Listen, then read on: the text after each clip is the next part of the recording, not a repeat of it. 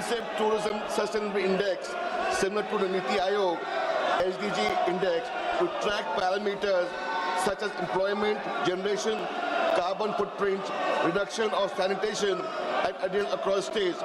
Furthermore, will the minister consider offering fiscal and regulatory incentives for wider adoption of the SGLR standard in the sector? Lastly, I would to ask the minister, is there any dashboard which the government is intends to put out which will help travelers to make their decision to stay at places?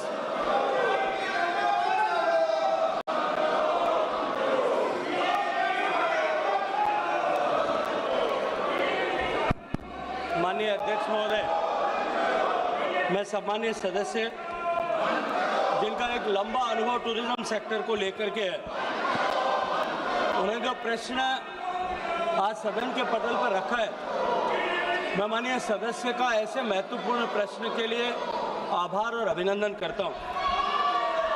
माननीय सभापति महोदय, माननीय प्रधानमंत्री जी ने mission life की अवधारणा, lifestyle for environment की अवधारणा हम सबको दी है कि हम प्रकृति और पर्यावरण के घटकों की सुरक्षा करते हुए, उनकी चिंता करते हुए अपना जीवन जिए।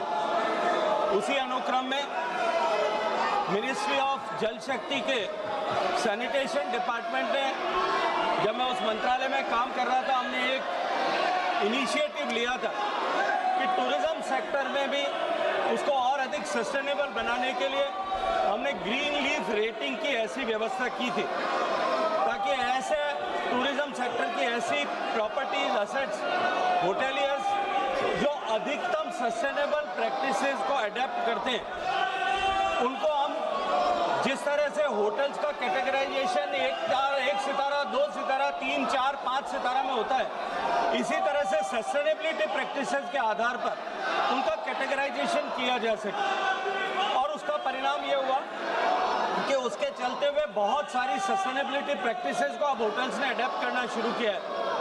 आप सब ने अनुभव किया होगा अपने हवा प्रवास के समय कि अब होटल्स ने लिनन को रीयूज करने के लिए कस्टमर से जो है उनका ध्यान आकर्षित करना प्रारंभ किया है। इसी तरह से आजकल प्लास्टिक बॉटल्स को एलिमिनेट करके लगभग सभी स्टार होटल्स ने अपने यहाँ ग्लास बॉटल्स, रीयूजेबल बॉटल्स को यूज करना शुरू किया।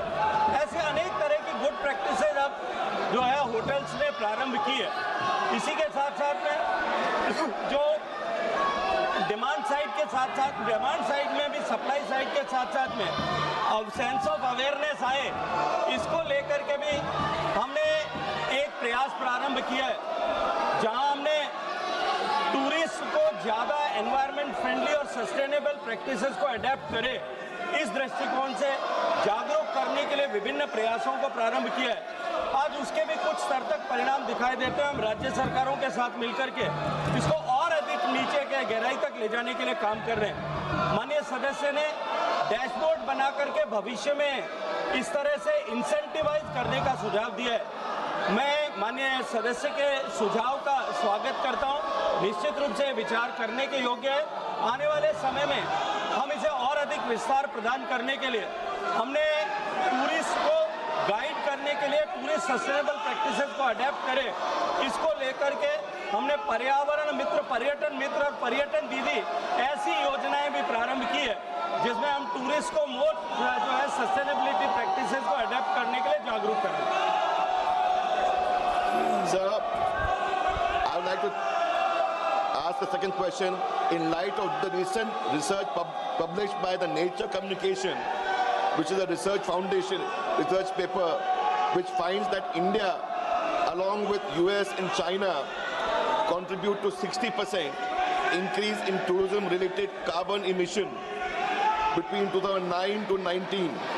May I ask, globally, may I ask the Honourable Minister, measures taken by the government to reduce environment impact on tourism sector, particularly through low carbon transport, energy efficient infrastructure and ecotourism promotion.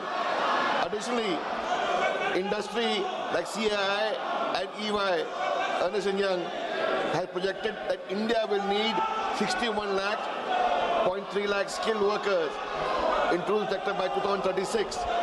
How does the ministry plan to ensure the growth of the sector and remain inclusive with targeting skilling and employment opportunities for women, scheduled caste, scheduled tribe and other backward regions, which will help to promote tourism and especially in the tourism states? धन्यवाद माननीय सभापति महोदय, माननीय अध्यक्ष महोदय। माननीय सदस्य ने दो अलग अलग प्रश्न किए हैं। हालांकि दूसरे प्रश्न का मूल प्रश्न से संबंध नहीं है, लेकिन फिर भी मैं माननीय सदस्य की संतुष्टि के लिए उसका प्रत्युत्तर देना चाहता हूँ। पहले प्रश्न जो उन्होंने पूछा, मुझे लगता है कि मैंने अपने फर्स्ट सप्लीमेंट्री को रिप्लाई करते हुए विस्तार से उस विषय को रखा है कि हमने सस्टेनेबिलिटी को इंसेंटिवाइज करने, सस्टेनेबल प्रैक्टिसेस को अडेप्ट करने, डिमांड और सप्लाई दोनों साइड में, उसके लिए बहुत सारी प्रैक्टिसेस को प्रारंभ किया है। टूरिज्म मूलतः प्रारंभिक रूप से राज्य का विषय है। राज्य सरकारों ने भी इस पर बहुत सारे इनिशिएटिव लिए हैं।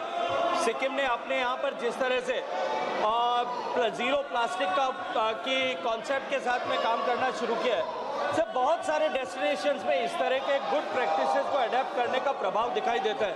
अभी हाल ही में माननीय प्रधानमंत्री जी के नेतृत्व में उत्तर प्रदेश में जो प्रयागराज का कुंभ आयोजित हुआ, 66 करोड़ लोग वहाँ गए। लेकिन मैं जिम्मेदारी के साथ में कह सकता हूँ, पक्ष विपक्ष के सभी माननीय सांसदों ने वहाँ पर जो है कुंभ में स्थान किया होगा, लेकिन कुंभ में जीरो प्लास्टिक उपयोग किया गया और प्लास्टिक वेस्ट वहाँ कलेक्ट नहीं हुआ।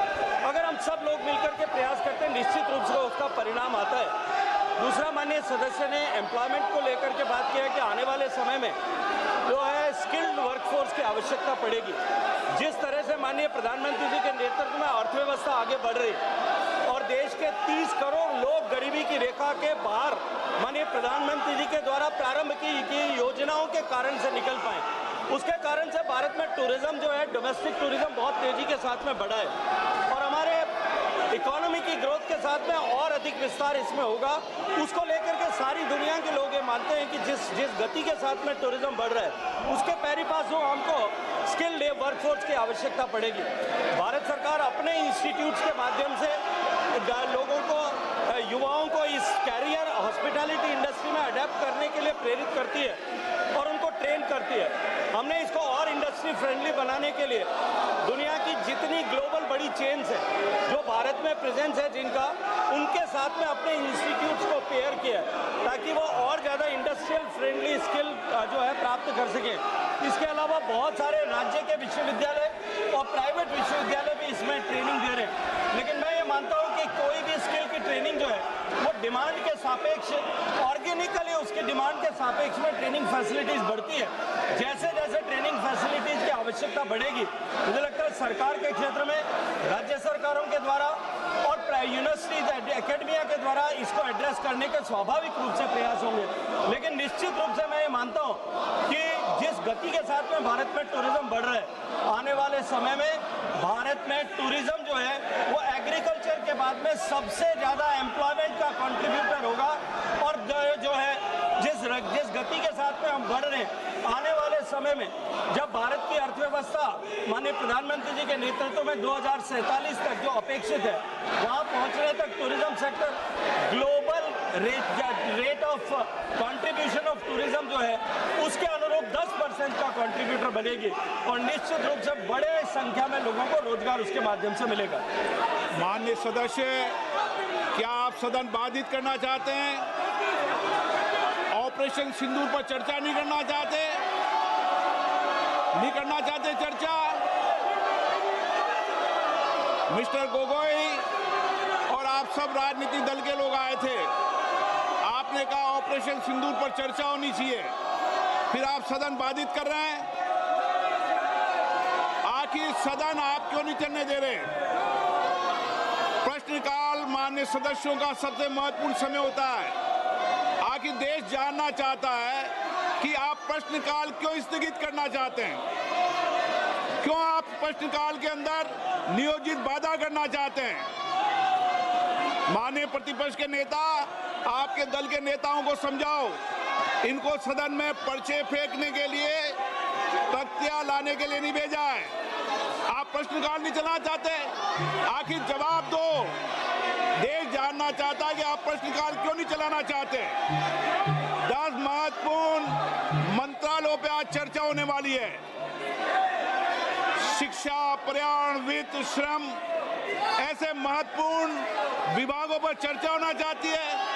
सदस्यों का समय होता है, आप प्रश्नकाल नहीं करना चाहते। आखिर क्यों प्रश्नकाल स्थगित करा रहे हो आप?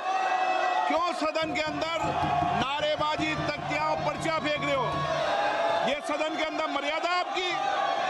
देश देखना चाहता है कि आप नियोजित तरीके से सदन को बाधित करते हैं, संसद की मर्यादाओं को गिराते हैं, गरिमा को गिराते हैं। आप चर्चा नहीं करना चाहते, आप मुद्दों पर विषय नहीं रखना चाहते, प्रश्नकाल पर माननीय सदस्यों को बोलने नहीं देते आप। ये तरीका आपका उचित नहीं है। मैं फिर आपको आग्रह कर रहा हूं, सदन की मर्यादाओं को बना के रखो। सदन सबका है, देश की 140 करोड़ जनता की अभिव्यक्ति का सर्वोच्च संस्था है। आप इसी तरीके का आचरण व्यवहार करना चाहते हैं, ये देश देखेगा कि आपने प्रश्नकाल को नियोजित तरीके से बाधा पहुंचाई, तख्तियां लहराई, पर्चे फेंके, नारेबाजी करी। सदन की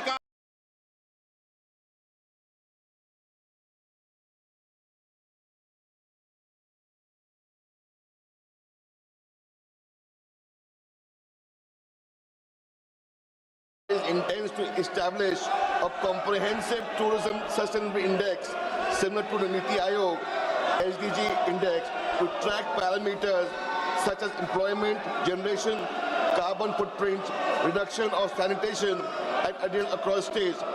Furthermore, will the minister consider offering fiscal and regulatory incentives for wider adoption of the SGNR standard in the sector?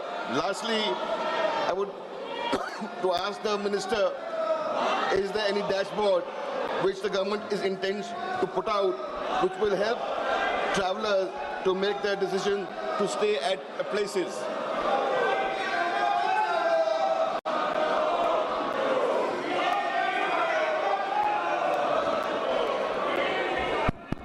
माननीय अध्यक्ष महोदय, मैं सम्मानीय सदस्य जिनका एक लंबा अनुभव टूरिज्म सेक्टर को लेकर के है, उन्हें जो प्रश्न आज सदन के पटल पर रखा है, मैं माननीय सदस्य का ऐसे महत्वपूर्ण प्रश्न के लिए आभार और अभिनंदन करता हूं।